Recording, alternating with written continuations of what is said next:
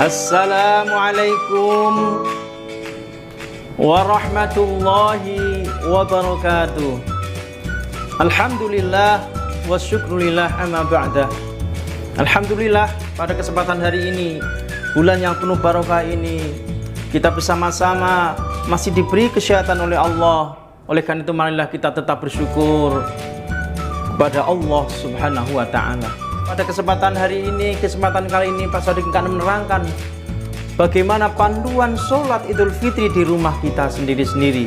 Karena insya Allah kita besok sholat Idul Fitri bukan di lapangan, bukan di masjid, tapi di rumah kita sendiri. Rumah kita jadikan masjid kelak. Dan insya Allah Pak Sodik ini akan memberikan panduan bagaimana cara sholat dan cara khutbah di rumah kita sendiri.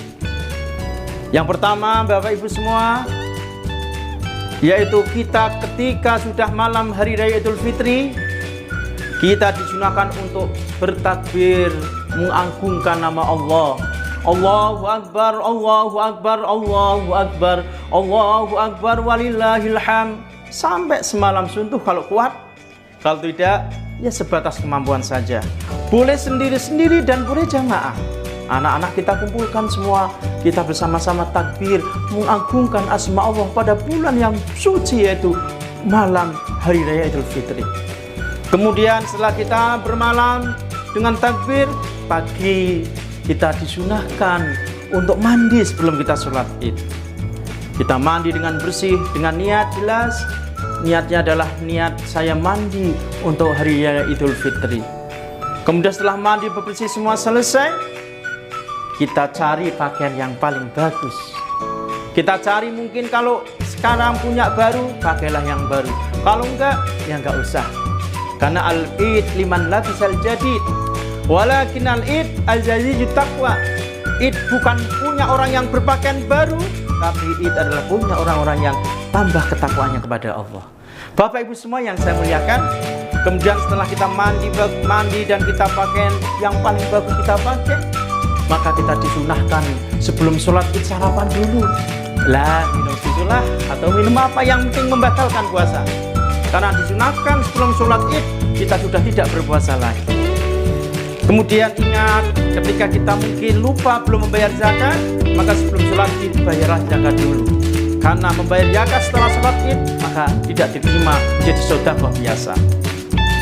Kemudian Bapak Ibu semua yang dirahmati Allah, sholat id ini kita laksanakan 2 rakaat. Kenapa? Hukumnya itu adalah sunnah muakkad, sunnah yang dianjurkan oleh Rasulullah SAW.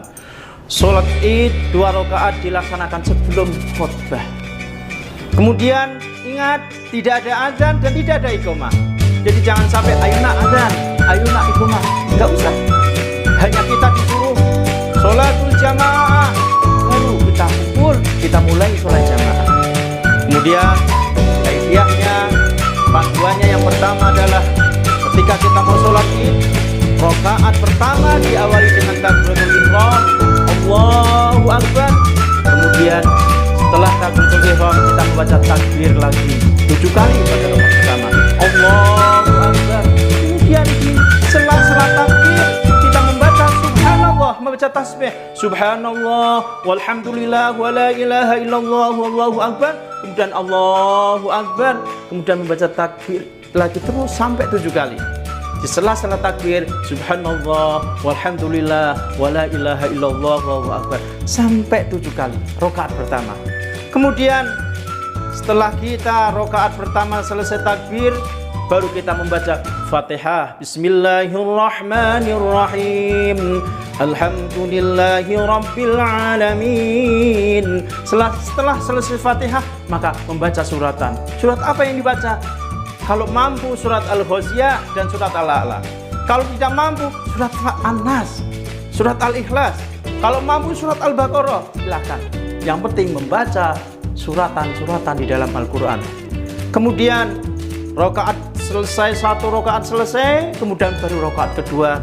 Rakaat kedua kita membaca takbir 5 kali setelah kita takbir yang pertama. Sami Allahu Akbar. Kemudian kita takbir subhanallah walhamdulillah wala ilaha illallah wa akbar, Allahu Akbar. kita sela-selani takbir 5 kali itu dengan subhanallah walhamdulillah wala ilaha illallah wallahu akbar. Bapak Ibu semua yang saya muliakan, apabila nanti suatu saat karena ini sholat itu jarang kita lakukan, imamnya kalau lupa tidak membaca takbir 7 kali, maka tidak ada sujud sahwi, biarin lupa. Kenapa? Karena lupa.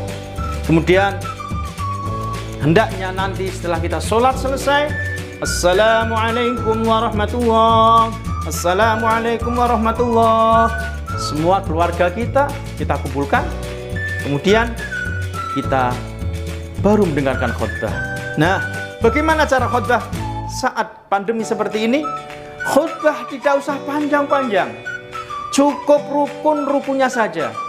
Khutbah Idul Fitri sama dengan khutbah Jumat. Jadi yang pertama baca hamdalah, alhamdulillah. Yang kedua membaca sholawat, Allahumma sholli ala sayyidina Muhammad.